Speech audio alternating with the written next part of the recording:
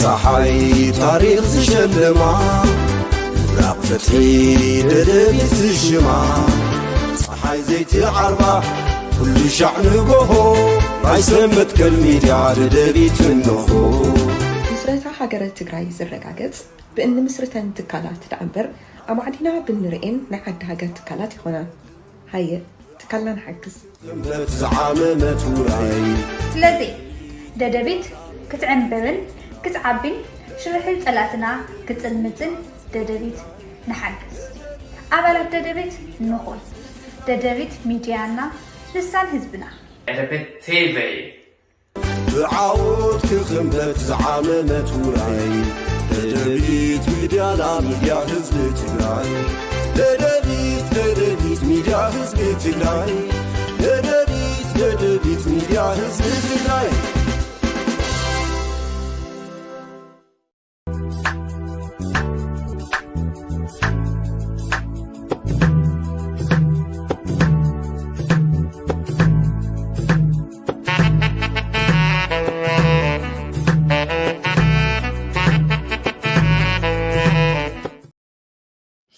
سلام تعني يا بلاي كبرات بيت سب ددبيت ميديا كمون تخاتلتي مدب كباخم نباخم فبزلهم عدي ساعات قطاطرا سلام كتكون لنا منه ددبيت ميديا نايز علات مدب كباخم نباخم حيزنا قريبنا لنا سنة صنيحكم مدلواتنا كتكافلو عدمناي هلا ما يمدلاونا نايلومي بزعبا اتو تمالي ابدي سابا تغيرو استبهله ناي سلطان ركب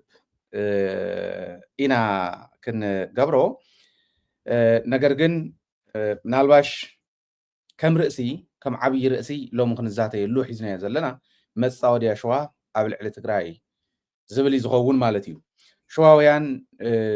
ንህዝቢ ሸዋ እንተይኮነስ ናይ ሸዋ ፖለቲካ ባህላና እዩ ፖለቲካ ሸዋ ትግራይ ውሒጣ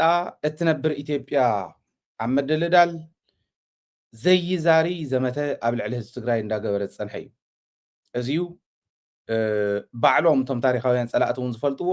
ህዝቢ ትግራይ እውን ዝፈልጦን እናተበደለሉ ዝመፀን ካልኦት እውን ጸሓፍቲ ታሪኽ ዝበሃሉ ወጻእተኛታት እውን ዝፈልጥዎ ታሪኽ የዛረብ ዘሎ ሓድሽ ነገር ኣይኮነን ፖለቲካ ኢትዮጵያ ማእኸሉ ሸዋ ካብ ዝገብር ነዘ ህዝቢ ትግራይ እናተበልዐ ህዝቢ ትግራይ እናተበሳበሰ ህዝቢ ትግራይ እናተመቃቀለ መሬቱ እናተወረረ ታሪኹ ቁርሱ እናተወረረ እስካዕ ዝዓለት እዚኣ ኣሎ ማለት እዩ بزمن يكون أملاك الجمرة اسكعزو حزز إنه أبي حمد قبل على تجراي شاف زي بصحة بسلام زحلفنا شوان وقسيل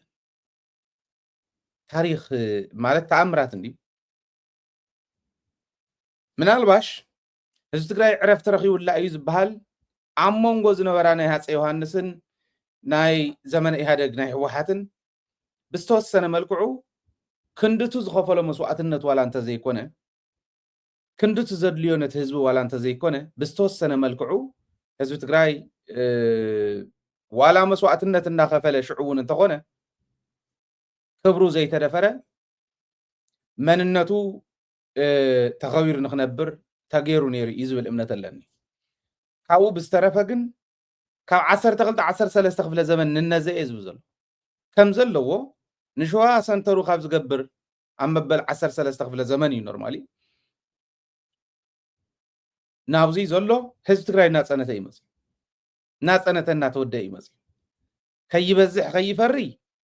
ብዙሕ ስልትታት እናገበሩ ይበታትንዎ መንነቱ ክብሩ ታሪኹ ከይዕቅብ መሬቱ እንዳቆረጹ ታሪኹ እንዳሰረቁ ይበታትንዎ ከድልዮም ከለ ከዓ ከም ትሕዚ ገይሮሞ ዘለው ጀኖሳይድ ይፈጽሙ ማለት ስለዚ ትመጻወድያ بملؤهم توم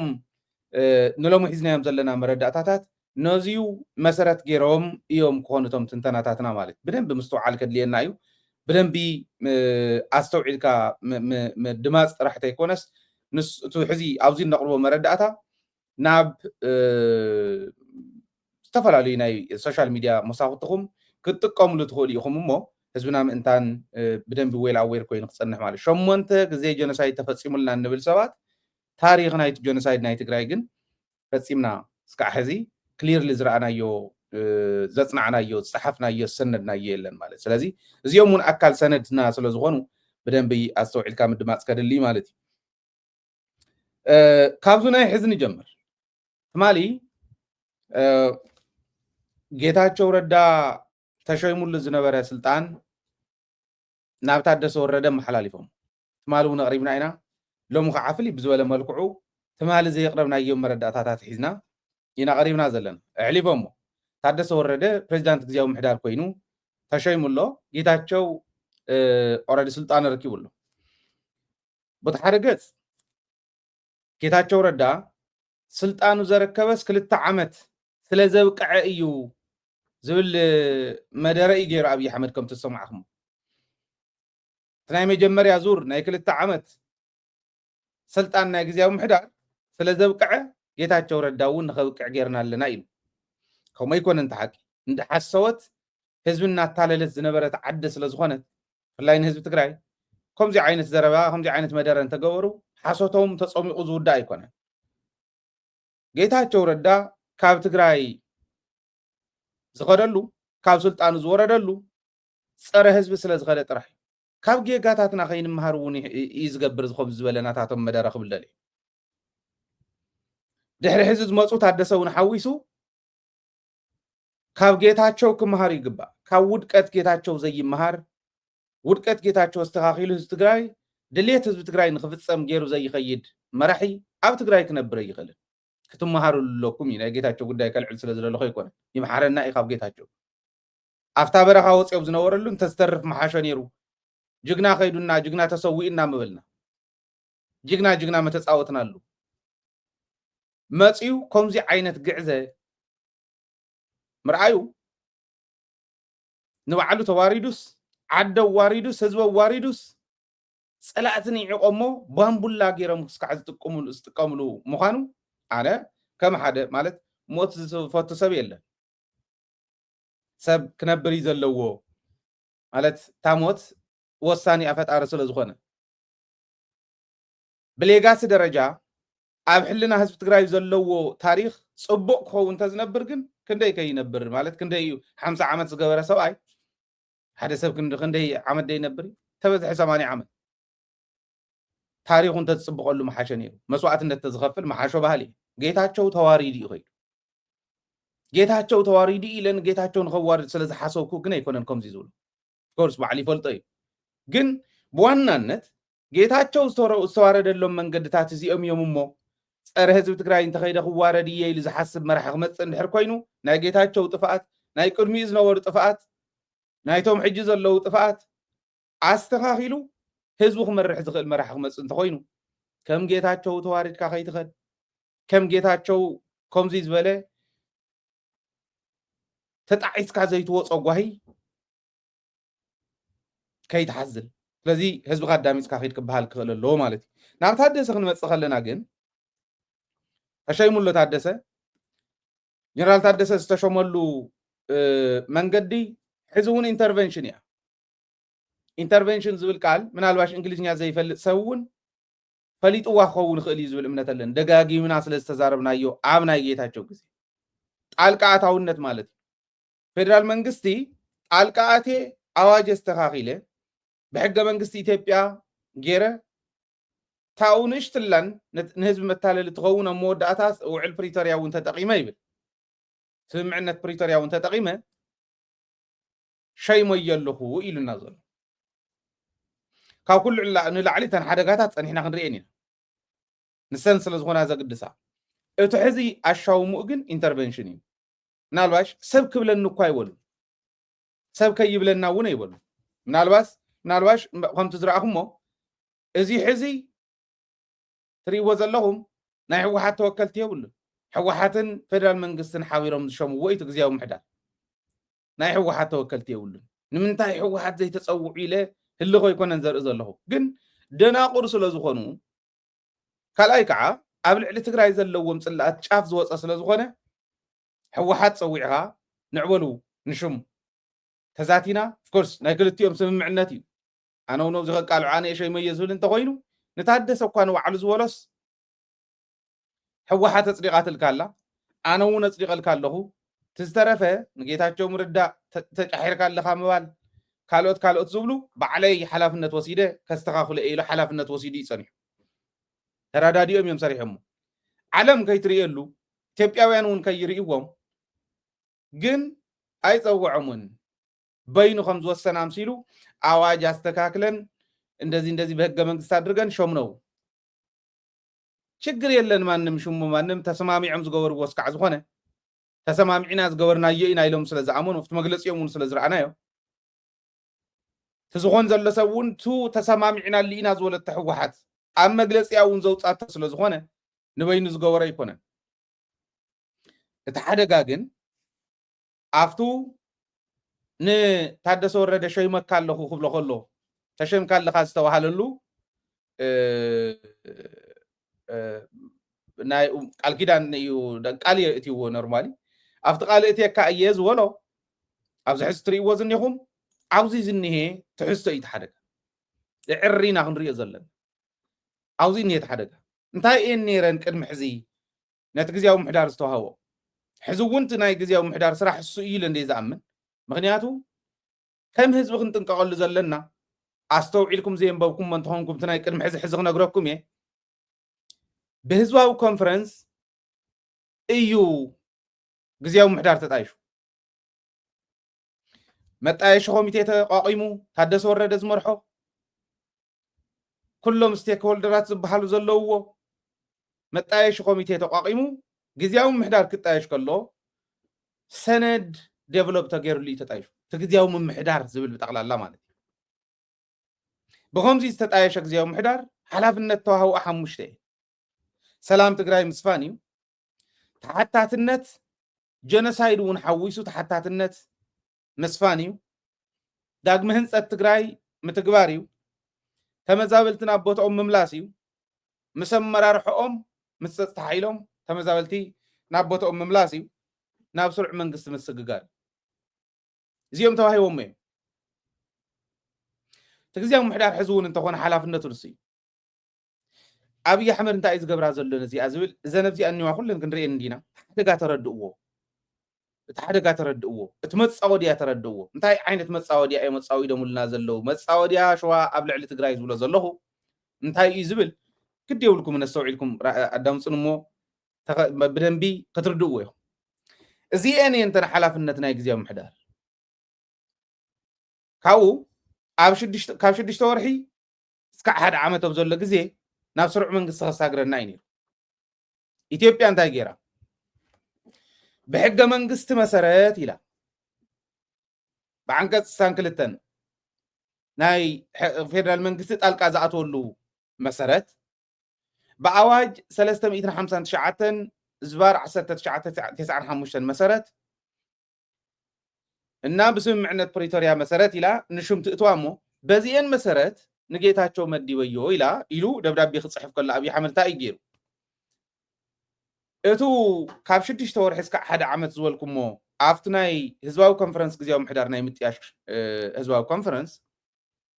ኣብዚ ዝፀደቐ ሰነድ ብኡ መሰረት እንተይኮነስ በዛ ኣነ ዝብሎ ዘለኹ ብናይ ኢንተርቬንሽን እዩ ኢንተርቬንሽን እንታይ ይብል the maximum of 2.5 years ይጸንሕ 2 ዓመት እስካዕ 2 ዓመት ንፈርቓን ክጸንሕ ይኽእል እዩ ን2 ዓመት ግዜያዊ ምሕዳር ይጣየሽ ግን ፍርቂ ዓመት ክውሰኸሉ ይኽእል እዩ ዝብል ተኣዋጅ ነይሩ 359 ስለዚህ በአ መሰረት دخلت عمت تصنحو لاش دبيلنا لاح دبيلنا بتاز نبرت من تاي زي كونت حد عمت حليفهم اكسباير زغبره قالبل እንዳልና ጸንሕና ንሕና ከም እንዳወለ ጸንሒት ህዝቡ ውን ጠቅላላ ግን ኢንተርቬንሽን እዩ ካብ ፖለቲካል ዳያሎግ ናብ ኢንተርቬንሽን ወሲዶሞ እዮም ክንብል ከለና ደደቢት መጀመሪያ ተስታውስዎ ርግጸኛ እየ እንግሊዝኛ ዘይፈልጥ ወለድና ውን ተረዲኦም ይሆን እዮም ኢንተርቬንሽን ትብል ብደንብ ተረዲኦም ማኾል ናብ ጣልቃ ኣታውነት ይወሲድዋ ካብ ፖለቲካል ዳያሎግ ኣነ ንሕወሓት እንተዘራሪብና በተስማዕማዕናሉ መሰረት በትህዝባዊ ኮንፈረንስ ውን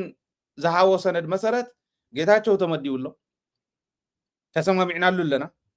ኣብ ውሽጢ 1 ዓመት መረፃ ክገብር ኣለዎ ይበል ንምንታይ ትግራይ ቀጥፉ ስለ ዝደልዩ ንምንታይ ንትግራይ ኩሉ ግዜ መፃወድያ ስለ ዝዳልውላ احنا نحنا ውድቀት እምበር نحنا رئيسنا قنعنا نخدلو خنتات كم مچاچو سلا زيدليو هزينا نقالس نيرنا ጌታቸው ክምልሶ ዶ ኢለዮም ይብል ሓሳዊ ኣይበሎምን ጥራሕ ኣይኮነን በታ ዝተሾም ኩላ እየ ዝወርድ ንስኹም ኣይትነኽኡንን ኢሉ ኣወራ ዘልዕል ዝነበረ ሰብኣይስ ነህዝቢ ትግራይ ከታልል ዲ ሕዚ ክምልሳ ዶ ኢለዮምስ ኣይ ድሓን ሕዚ ህዝቢ መለስ እንዳተባሃለ ብሶሻል ሚድያ ነው ካሊእን ዝበሃል ዘሎ ካሊእ ከይመፀና ኢሎምን ይብል ፈሽላ ክበልዎ ኣይበለን ግን ብዋናነት ናይ ጌታቸው ተንኮል ጥራሕ ተይኮነስ ናይ ሸዋውያን ተንኮል ስለ ዘይተረዳእናዮ ንሱ ተቐቢልና ሲኢልና ኸይድና ሕጂ ከ እንታይ ገይሮም እንደገና ክውስኽሉ ክደልዩ ከለዉ ግዚያዊ ምሕዳር በቱ ተመሓየሸ ኣዋጅ ኢሎም ህዝቢ ከታልሉ ክደልዩ ከለዉ ብኣዋጅ ቁፅሪ 1373 እዝባር 2017 ብሕገ መንግስቲ ዓንቀጽ 62 መሰረት ብስምምዕ ፕሪቶርያ መሰረት ሕዚ መዲብና ኣለና ይብልኩም ኣሎ እንታይ ክብሉ እዮም መስለኩም እንደገና ኣብይ ኣሕመድ ማለት ንሓደ ዓመት እናዊሕዮ እንዲ ዝብል ዘሎ ግን ንናይ ፌደሬሽን ኣፈ ጉባኤ ናገኘው ተሻገር እያታ ስልጣን ተዋሂባ ፌደሬሽን ኣፈ ጉባኤስ ከናዊሕ ይኽእል እዩ ክምድብ ይኽእል እዩ ግዚያዊ ምሕዳር ክምድብ ይኽእል እዩ ናይ ግዚያዊ ምሕዳር ግዜ እውን ከናዊሕ ይኽእል እዩ እስካብ ክልተ ዙር በብክልተ ዓመት 4 ዓመት ጠቕላላ ማለት እንታይ ክብሉና እዮም ድሕሪ ሕዚ ንሕና 2017 ስለ ዝኾነት ኣዋጅ ዘውፃናዮ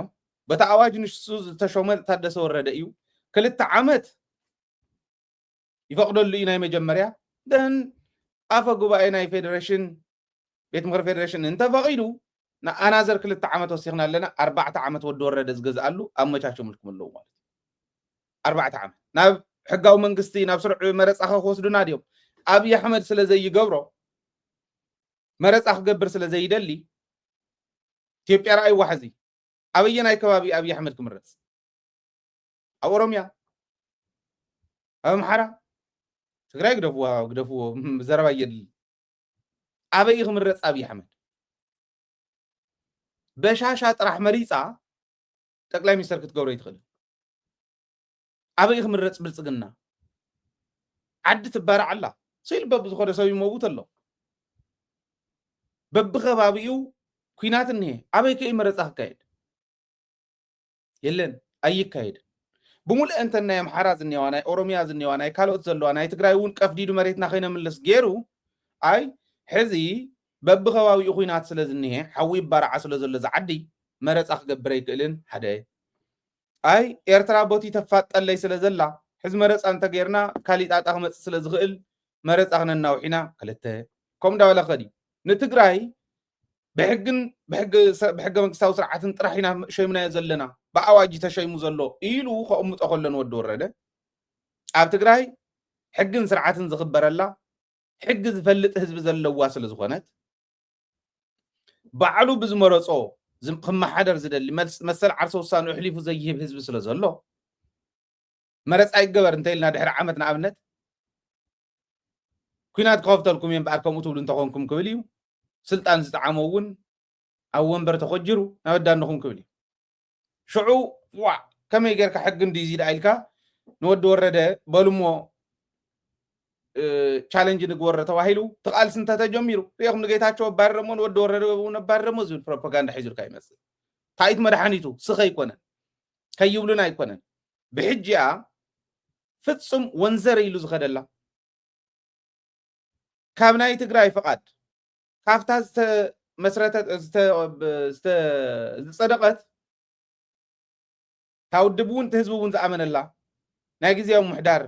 ተልእኾ ወፃኢ ፈትለኽ ኢሉ ከይኸይድ እግሪ እናኸድካ ምቅላስ ትግራዋይ እዩ ተስፋይ ወዲ ወረደ ናይ ጌታቸው ጌጋ ይደግምን እዩ ግን ስልጣን ሕማቅ ምዃኑ ርኢና ጌታቸው እኳስ ዓነን ኣቢላቶ ኣንሳፊፋቶ ከም ክንቲ ተፍኪሳቶ ተሪፋ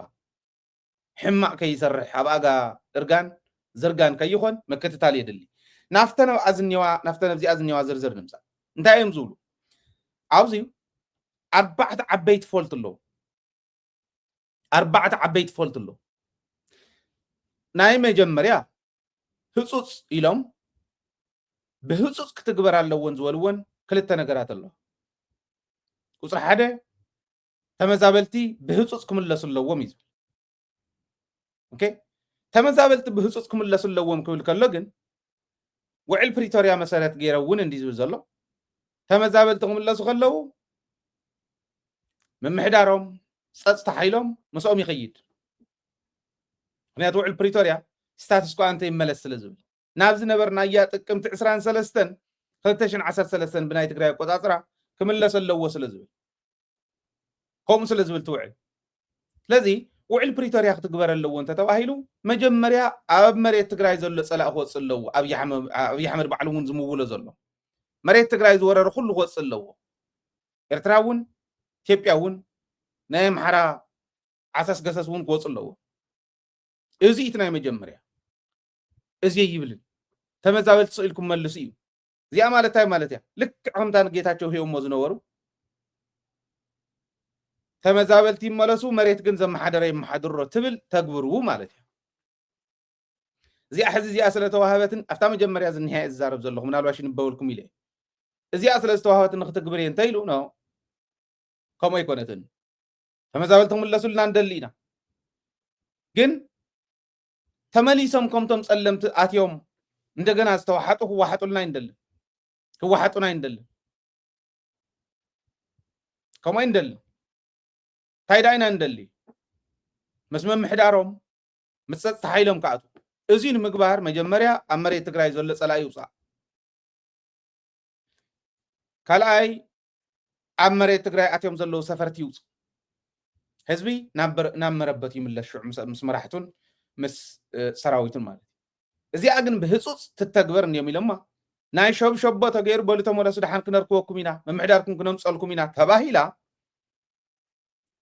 እንድሕር ተተግቢራ ትጌጋው እዩ ዝፍጠር ምክንያቱ ወሲዶም ንዕኦም ከጭፍጭፍዎም እዮም ግደፉ ኢልካ ተርክበሎም ኣይኮንካን ኩናት ክትገብር ተዘይኮንካ ኣይከኣልን መጀመርያ እትዮም ይውፁ ሰፈርቲ ይውፁ ፀላእቲ ይውፁ መሬትና ንረከብ ትምምሕዳር ይረከቦ ብናይ ባዕሉ መንገዲ ተፈናቀልቱ መኪኑ እተር ረቢሉ ይምለስ ፀጥቱ እንዳሓለወ እዚ አንተ ዘይኮይና ናፍታ ንሶም ዝደልይዋ ዘለው ዘንበል እንታይ ኢላ እሞ ብህፁፅ ክትግብራ እንታይ ኢሉ ዋህበል ኢና ክንብለካ ከይትዋረድ ክንቃለሰካ ኢና ምስ ህዝብና እየ ዝብል ኣነ እውን ህዝቢ እውን ከምኣ ክብል ኣለኹ እዚኣ ብዓይኒ ቁራኛ ርኣዩ እታ ካልአይቲ ብህፁፅ ክትግበረሎም ዝደለዩ ዲዲኣር እያ ዲዲኣር ብትሕዝትኡ ሓደ ስኢሎም ሳይንሳዊ ትንተና ንገብር ኣለና ኢሎም ክምክሩ ከለዉ ብጣዕሚ እዮም ዘስሕቁኒ እሞ ከዓ ናይ ፖለቲካል ሳይንስ ምሁራን ኢና ኢሎም ክገብሩ ከለዉ ብጣዕሚ ይሕዝን ናበይ ዓይነት ደርጓዕጓዕ ከም ዘብልዎ ይገርመኒ እዚ ኮምቢብካ ዝፍለጥ ምንም ኤክስፐሪመንት ምግባር ኮ የድልዮ ውዕል ፕሪቶሪያ ዝበሎ ኣነን ሓደ ናይ ፖለቲካል ሳይንስ ምሁር እየ ባህልን ምንባብን ምርዳእን ዝኽእል ሕልና ዘለዎ ሰብ ኩሉ ዝርዶ እዩ ተስብ ምንም ክንደው ዝኣክል ጥውይዋይ ዘለዎ ይኮነ ኣቲኻ ላብራቶሪ ኣቲኻ ብማይክሮስኮፕ ዝርአ ብካሊእ ዝርአ እንዳልካ ርኢኻ ወይ ቃሚምካ ካሊእ ተኣምር ትፈጥረሉ ኤክስፐሪመንት ኣይኮነ ኢትስ ሲምፕል ሙኸዓ ብጣዕሚ ክሊር ዝኾነ ዲዲኣር ዝፍፀም ህዝቢ ትግራይ ውሕስ ሰላም ረኺበ ኣለኹ እንተኢሉ መሬት ትግራይ እንተተመሊሱ ሰላም ትግራይ እንተተመሊሱ ተመዛበልትና መረበቶም እንተተመሊሶም ፀላእትና ከም መሬትና ወፂኦም ላዕላዊ መሬትና እንድሕር ተረኪብና ጥራሕ እዩ ውሕስ ሰላም የብለይን ኢላ እንድሕር ሓሲባ ትግራይ ከዓ ክቕፅል ብዘለዎ ይቕፅል ሰራዊት ንሕና 360 ዲግሪ ብምንታይ ተኸይብና ኣለና ህዝቢ ይፈልጦ እዩ ናብ ዲዲኣር ዝጎይኑ ምንታይ እዮም እንተኢልኩም ግን ልቢ በሉ ኣብ ኣምሓራ ዲዲኣር ደሎ ብረት ይኣቱ ዲኔስ ይዓጥቕ ዲ ዘሎ ህዝብስ ብረት የውርድ እዩ ዘሎ በብመዓልቱ 10 ሸሓት እንዳዓጠቑ ዝውዕልሉ ጎረቤት ሒዝካ ንዓበል ብረት ኣውርድ ትግራዋይ ማለት ምናልባሽ ናይ ድንቁርና ጫፍ መለክዕ ክኸውን ይኽእል እዩ እዚዩ ክግበር ኣለዎ ኢሉ ዝዛረብ ትግራዋይ እንተሃልዩ እውን ከምቶም መስከባት ዝረኣናዮም ከምኡ ኢሉ ዝሓስብ ትግራዋይ እንተሃልዩ ናይ ደንቆሮ እዩ ኣይኸውንን ክኸውን ኣይኽእልን ሃይለ ዝብሎ ጥራሕ ኣይኮነን ሰራዊት እውን ኢልዎ እዩ ገሊፅዎ የፍቲ መግለፂ እዩ ንሳ ሒዞም ክዘልቁቶም ሰራዊት እየ ዝደሊ ተረጋገፀ لولاو مريتنا كيتملسه اب تحت صلاة زل هزبنا حراكه يوصه استمزابل هزبنا ناب مربط كيتملسه سراوي تግራይ ይበተን ካለ ናይ ገዳም ሓይሊቶ ዝብሉ ሓሳባት ብጥብቅና ኮነና ብውዕል ፕሪቶሪያ መሰረት ሰላምን ድሕነትን ትግራይ ብግምት ሰተወን ናይ ሰራዊትና ድልውነት ብዘይጎድእን DDR ክፍጸምን ንውሑስ ሰላምን ድሕነት ትግራይ ብሙሉእ ዓቕምና ከም እንሰርሕ ቃልና እቱ እዚኣ እንዴታ ቃል ናይ ሰራዊትና እዚኣ ክትግበር ኣለዋ DDR ብህፁፅ ክትግበር ኣለዎ ካብ ዝበልዎ ክልተ ካልኣይ DDR ኦሮሚያ ሰራዊት ኣለዋ ሰራዊታ ትዕጥቕላ ሰራዊት የዝብል ዘሎ ፍሉይ ሓይሊ ኣለዋ ፍሉይ ሓይላ መበል 33 ዙር ኣብ ዝሓለፈ ሪኢኹም እዮም መበል 33 ዙር ስልጠና ናይ ፍሉይ ሓይሊ ገይራ 33 ዙር ፖሊስ ኣለዋ በብመዓልቱ እንዳሰልጠነ ዝውሰኽ ምልሻ ናይ ኦሮሚያ መትረየስ ኩንን ተገይሩ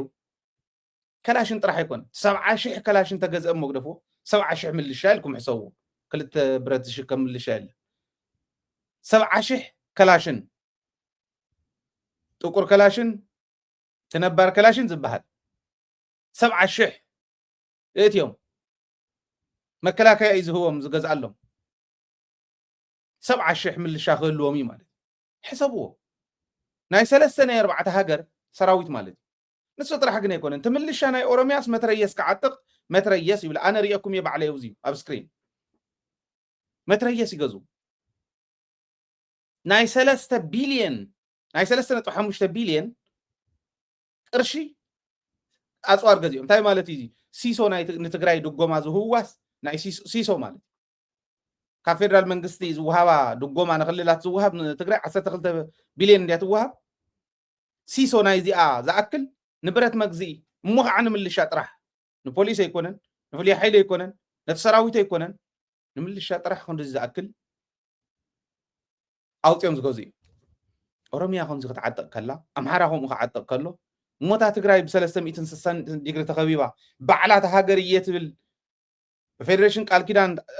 ኣሚና ተኣሳሲራትላ ዝነበረት ዓዲ ክበልዓኪ እየ ብትብለላ እዋን ንዕወል ንስኹም ብረትኩም ኣውርዱ ንሕና ግን ክንዓጥቕ ሞኝህን ፈልግ ክበሃል ክእለሉ ደንቆሮኻ ድለ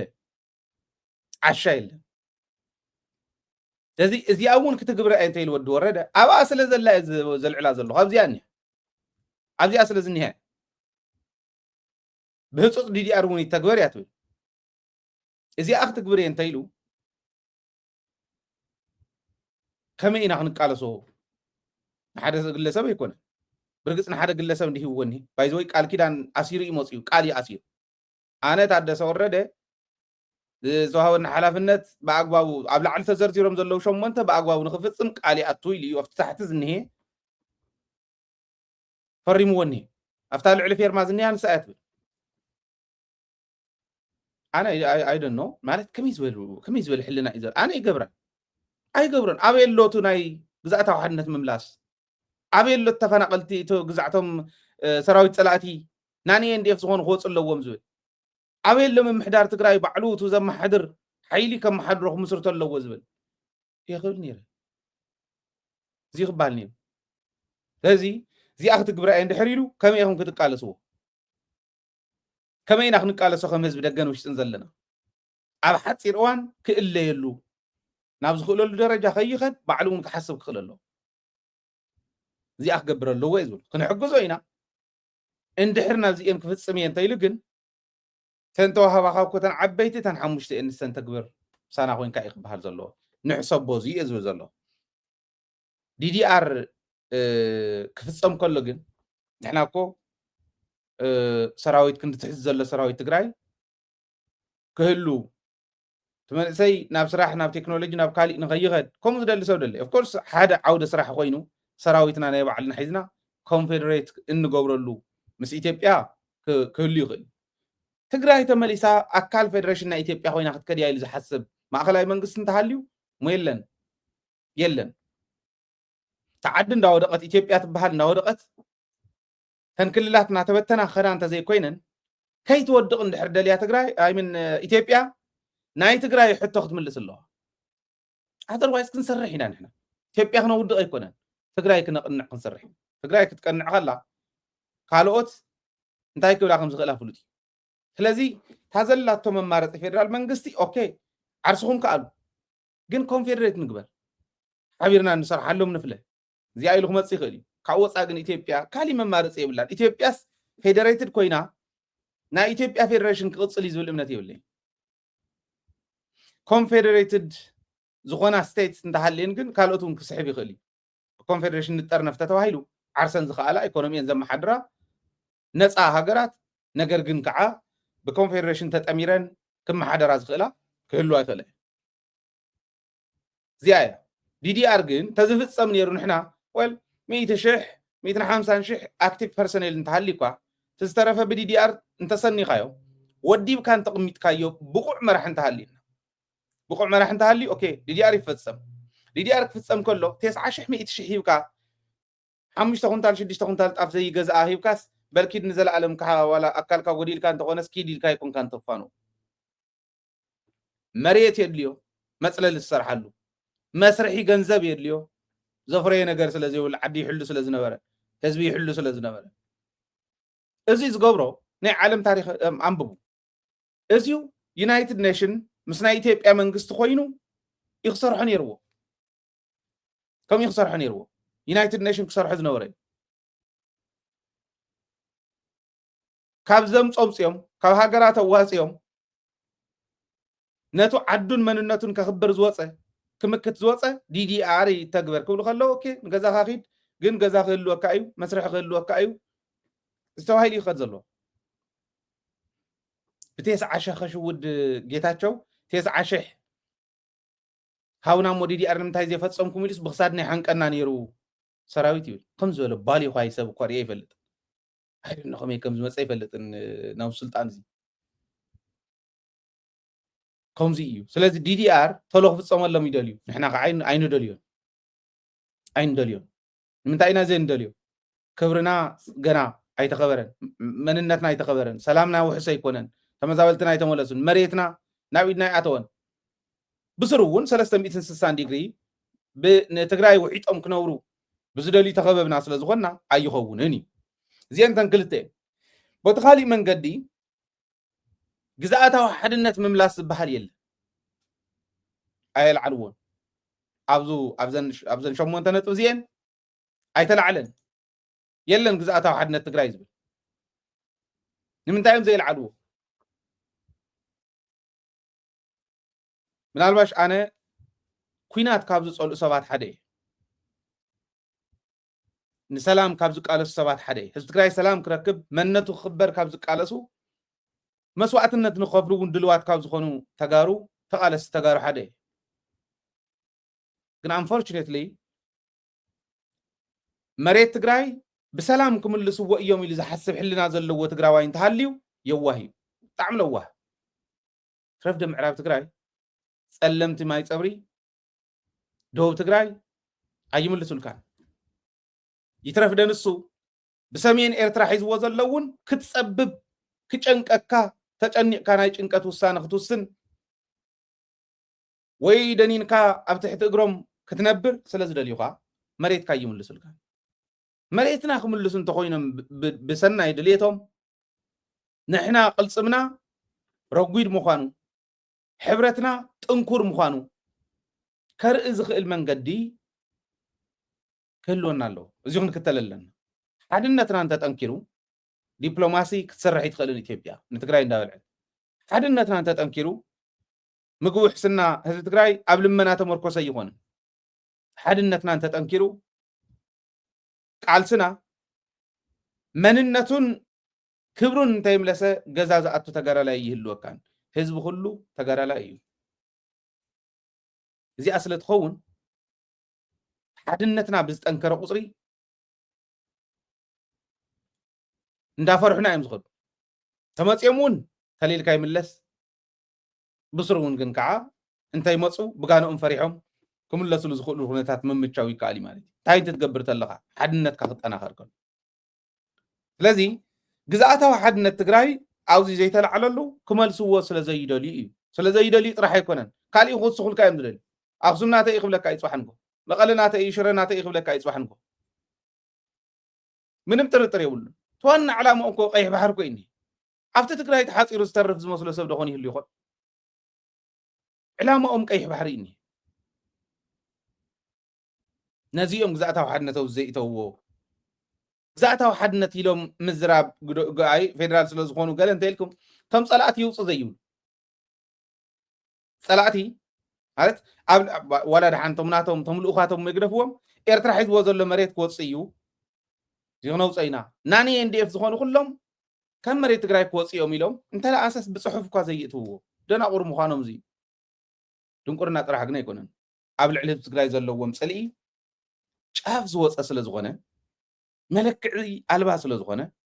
እዚኦም ዝገልፁልካ ዘለዉ ስለዚ ግዝኣታዊ ሓድነት ትግራይ ይምለስን ኦኬ ኣብ መሬት ትግራይ ዘለዉ ፀላእቲ ኣይወፁን ብናታቶም ሕልና ንሱ እዚኣ ክትግብረሎም ዝደሊ ተቆርመመት ከም ሃንዛ ናይ ጫጉላ ሃንዛ ክመፅእ ከሎ ክልተ ግዜ እዩ ዝቁርሞም ሃንዛ ኣብ ጫጉላ እንተኮይኑ ኣብ ቤት ምሕፃን እንተኮይኑ ሃንዛ ምናልባሽ ደቂ ከተማ ዘይክትፈልጥዎ ትኽእል ኢኹም ሃንዛ ናብ ቤት ምሕፃን ክኸይድ ከሎ ማለት ጎረቤት ክኾን ይኽእል ቤተሰብ ክኾን ይኽእል ዓዲ ሕማቅ ክኾን ይኽእል ሃንዛ ሒዞም ይመፁ እዮም ሃንዛ ሒዘን ክመፃ ከለዋ ናብ ጫጉላ እንተኮይኑ ማእኸል ትቁርመም ንቀደም ወሰን ይቁርመም ወሰን ተቆርሚሙ ፅቡቅ ብደንቢ ተስተኻኸለ ሃንዛ ይኸውን ድሕሪኡ ኸ ማእኸል ናይ መርዓት ትበሃል ኣላ ማንም ዘይነኽእታ ማእኸል ቁርምም መቢሉ ትዝቆርስ ነታ መርዓት ይህባ እዚኣ ናይ መርዓት እያ ኦኬ ወሰን እንዳቆርመሙ ፀኒሖም تا ما أخل قرميمو زي أحزو أما أخل قطيت ولو تسترف جنعنا أيو كم تلك ما أخل نمرعتي بكا قالي إن قرار كان كله تبتنو كم زي أخو جور واستدالو مخانم كتفلت لك عنا نيد للنحزي بتغكل أو سراوتنا تسلفنا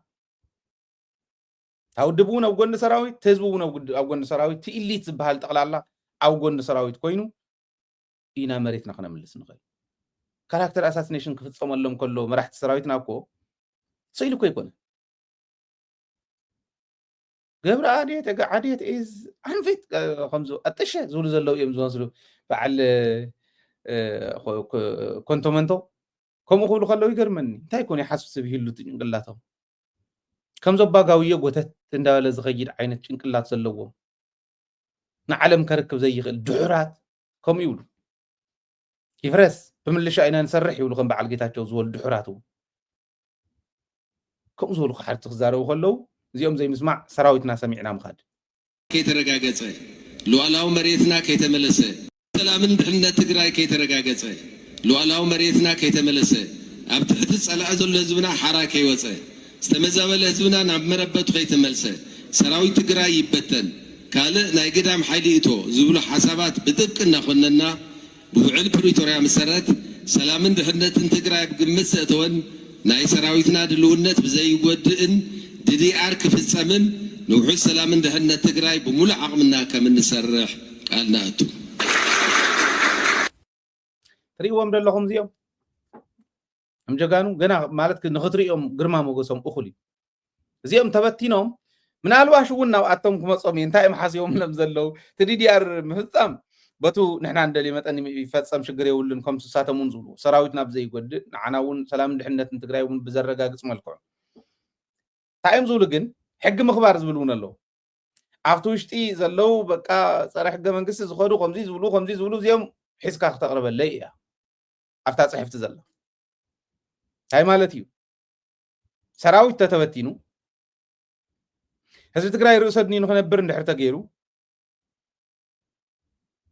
دحري زغتل انتاي مرحت سراويتن مرحت بوليتيكان تقرأي حدا كلتن داول كان دا قفدت أركبني يصيغ متصل دحري زلو نسي إزي أنا خد دينا نصب زل ناس إزي أنا خيت كون كنسرحينا إيتو وانا مرسز خون مالي حق مخبار زبلس أو كندي ناني اندي افسخون خاب تقراي نخوص خون قبرين حبيرنا مساخمون سرحنا تواهيلو كتصحف أوش تزلوا تمشومهم زصلمهم زنوركم مرحت سراويت وندا أسركا تركبني تمشومهم زصلمهم زنوركم مرحت بوليتيكا وندا أسركا تركبني እዚኣ እያ ትብል እታ ብጣዕሚ ሓደገኛ ዝኾነ ተሓታትነት ዝበሃል ናይ ጀኖሳይድ ሕቶ የለን ኣብቱ ግዜያዊ ምሕዳር ተጣየሸሉ ግን ካብተን 5 ሓንቲ ተሓታትነት ናይ ጀኖሳይድ ጉዳይ እውን ሓዊሱ እዩ ዝብል ባዕሉ ዝብሎ እዩ ዝብለኩም ዘሎ ከምኡ ዝብል ኣብዚ የለን ተሓታትነት ዝበሃል የለን እቲ ብጣዕሚ ዝገርም ግን እቲ ምክክር ኮሚሽን ዝበሃል ከኣቱ ምክክር ኮሚሽን ዝበሃል ከኣቱ መስፍን ረኣያ ዝመርሑ እቲ ምክክር ኮሚሽን ባይዘወይ ናይ ኣብይ ኣሕመድ ዲፕሎማሲ ንከይበላሾ ባላ ሒዙ ተሸኪሙ ዝሓድር እዩ ናይ መስፍን ረኣያ ፕሮፌሰር መስፍን ረኣያ ዝመርሑ መስፍን ረኣያ ማለት ዓፍ ነቕነቕ እንዳበለ ኣወል 40 ሓንቲ ዳቦ እውን ንትግራይ ተኣቱን ክብል ከሎ ከይዱ ንስኹም ብጎረርኦም ሓኒቕኩም ተሒዝኩሞም ዳቦ ከይተኣቱ ላምባ ከይተኣቱ እንተገይርኩም ንትግራይ ዳስት ኢዶም ክህቡ እዮም እቲ ምክክር ኮሚሽን ክመርሕ እየ ዝብል ዘሎ ማለት እዩ ከምኡ ዝበለሉ ግዜ ተስታውሱ ኢኹም ብደንቢ ጌርና ናይ ኣወል 40 እውን ኣብዚ ዓፍ ነቕነቕ እንዳበለ ነቕርቦ ነርና ኢና ማለት ብዙሕ ግዜ ቀሪበ እየ ነው ናልዋሽ ንምስትዋስ ክኸውን እንተ ታሪክን ፈድንታል ዓዱ እንተ ታሪክን ፈድንታል ከኒ ወድኑ ከን ዳይሎ ወድኑ ኒ ዳይሎ ይዶሩ እንክ ተሮ ከኒ ሩዋናማ ወላ ሓንቲ ዳቦ ናይ ሂማኒታርያን ኤድ ዳቦ እውን ባኒ ኣቶ ይንፈቅድን ንባዕሎም ይትረፍ እሞ ንደቆም እውን እትኸውን ሓንቲ ዳቦ ክትኣቶ ይንፈቅድን እዩ ዝነበረ ዝዓፍና በዓል እዚኦም ሰብኡት ዝኾኑሉ ናይ ደናቁር ዓዲ ምዃና ኣብይ ኣሕመድ ብዘውፃእ ቃል ጁንታ እንተኢሉ ጁንታ ካሊእ እንተኢሉ ጃውሳ እንተኢሉ ጃውሳ ከምኡ ዝበለ ዓዲ እንድዩ መቸም ኣብኡ ሓቢርካ ምንባር እውን ፀገም እንዲ ዓብይ ፀገም እንዲ እዚ እዩ እቱ መስፍን ረኣያ ተዛሪብዎ ዝኸደ ዓፋር ንፅባሒታ ኣወል 40 ወፂኡ ዓፍ ነቕነቕ ኢሉላ ዓዲ ኣምሓራ ከይዱ ናይ ፋኖ ቃልሲ ማይ ክችልሰሉ ማይ ክውስኸሉ ከበርዕኖ ንዓበል ኣረጋ ከበደ ተዓረቕ ምስ ፋኖ ኢሉ ተለኣኸ ንሱ እዩ ምስ ጳጳሳት ተላኢኹ መፂኡ ተዓረቕ ኢልዎ ኣረጋ ከበደ ያው ተለኣኽ ስለ ዝኾነ ውፅኡ ንዕኑ ተዓረቕ ኢልዎ ዞርበል ኢሎሞ እዚስ ናብ ትግራይ ከኣቱ ብምክክር ኮሚሽን ክንውድኦ ናይ ጀኖሳይድ ጉዳይ ክተርፍ ናይ ካሊእ ጉዳይ ክተርፍ ተበሊዕና ተጨፍጭፍና ክንተርፍ ዝገብር ከይዲ እዩ ማለት ተሓታትነት ዝበሃል የለን ካብኡ ተሳጊሩ ናይ ስግግር ፍትሒ ክትግበር ይብል የሽግግር ፍትህ ክትግበር ኣብ ትግራይ እዚኦም ሂቦሞ ክትኣሳይም ናይ ስግግር ፍትሒ ምትግባር ማለት ስግግር ፍትሒ ካብ 1987 ዓመተ ምህረት ብናይ ትግራይ ኣቆፃፅራ እንዲ ዝኸይድ ከምኡ እንዲኦም ኢሎም ወፅዲቖሞ ስለዚ ካብኡ ጀሚሩ ዘሎ እከለኹም ዝትገብር ነርካ ኢኻ ቀደም እከለኹም እንዳለጠፉ ማለት ንሓሶት ዝፅገሙ ሰባት ስለዘይኮኑ እንዳለጠፉ እንዳሓሰቡ ሰሪቕካ ኢኻ ከምዚ ጌርካ ኢኻ እንዳበሉ ጀነራላትና ከኣስሩ ልክዕኹም ተቀዳማይ ዝብልዎ ዝነበሩ ኣጋጣሚ ኮይኑሎም መዓንት ወይ ፅባሕ ዝልቀቕ ናይ ነጋሽ ሃይለ ኢንተርቪው ኣሎ ሓው ምግበይ ሃይለ ሕዚ ኣብኡ ክነግረኩም እዩ ናልዋሽ ማለት ከመይ ገይሩ ከም ዝኸፈሎት ናይ ሓው ገንዘብ ምስኪናይ ንዓዱ ኢሉ ዝቃለስ ዘሎ ሰብኣይ ገንዘብ ኣለካ ገዛ ኣለካ ገለ እናተባሃለ ንፋኖ ትመርሕ ኣለካ እናተባሃለ ዘሳቂዎ ዘለው ጅግና በዓል እዚኦም ኣሲርካ ምውሳድ እዩ ትዕላም ናይ ስግግር ፍትሒ ንሱ እዩ ካብኡ ኸ ኣብ ዕፁብ ኣደባባይ ኣብ ዕፁብ መጋባእያ ካብ መደበኛ ፍርዲ ቤት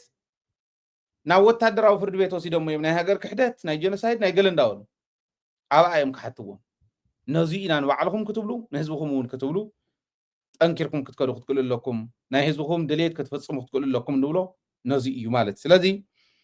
እዚ እቲ ዝኸይድ ዘሎ ሓደጋ ብደንቢ ክርዳእና ክእል ኣሎ ዓብይ ሓደጋ እዩ ኣብዚ ክልተ ኣክተራት እኒው ሓደ ወዲ ወረደ ባዕሉን ትግዝያዊ ምሕዳርን ብጠቕላላ እታ ክትግብርዋ ዘለዎም ህዝባዊ ኮንፈረንስ ዘጽደቐታ ሰነድ እምበር እቲ ሕዚ ኣምፅኦሞ ዝኔው ዓሰስ ገሰስ ኣይኮነ እዚኣተን ላይት እየን ናይ ባዕሎም ናይ ኣዲስ ኣበባ ናይ ሸዋ ድሌት ዘፍጽማ እየን እቲ ናይ ትግራይ ድሌት ዘፍጽም ካሊእ ስለ ዝኾነ ንሰሰው ዒልኩም ኪድዎ እዩ እከለ ከፍርስ ኢልካ ጣልቃ ዘይምእታው ካብ ናይ ህዝቢ ትግራይ ድሌት ወፃኢ ወስ እንተይልኩም ከመይ ከም ዝኾነ ጌታቸው ሪኢኹም እዮም ከመይ ተዋሪዱ ከም ዝወረደ በዘራቸው ድረስ ዝበሎ ብርሃኑ ጁላ ንኸምዚ ዝበለ እዩ ዝኸውን ኣብ ዘርኻ ይብፃሕ ይዘብል ናይ ጌታቸው ወዳደቓ ከም ዝበለ ውርደት የለን እንዳነገርናዮ ግደፍ እንዳበልናዮ ዕሾሞ ታሊሎሞ ውዳቕ ኣተሓሳስባ ዝሓዙ ተቐየምቲ ወንጀለኛታት ሰብ ተስፋ ስልጣንን ገንዘብን ኣታሊሎሞ ነጋዶኦም ግዝዖም ተቐየምቶም ከም በዓል ጻድቃን ዝበለ ታሊሎም ናብዚ እትዮ እሞ ጓሓፍ ኮይኑ ተሪፍ ክትጠንቀቐለኩም ከም ኣኸይ ትኾኑ እንቱም ካልኦት ትመፁ ዘለኹም እውን ማለት በቲ ካሊእ ወገን ህወሓት እያ ህወሓት እንደገና ካሊእ በየነ እንደገና ካሊእ ጌታቸው ካሊእ ክንደያ ካሊእ ዞም ዓሰስ ገሰስ እዚኦም ዝተመረፁሉ ኸይዲ ከይድገም ብኣግባቡ ኣዳሚፃ ክትውስን ክትክእል ኣለዋ ማለት ሓደ ግዜ ኦኬ ስራሕ ፈፀምቲ እንዳሃለው ናብ ማእኸላይ ኮሚቴ ይውረድን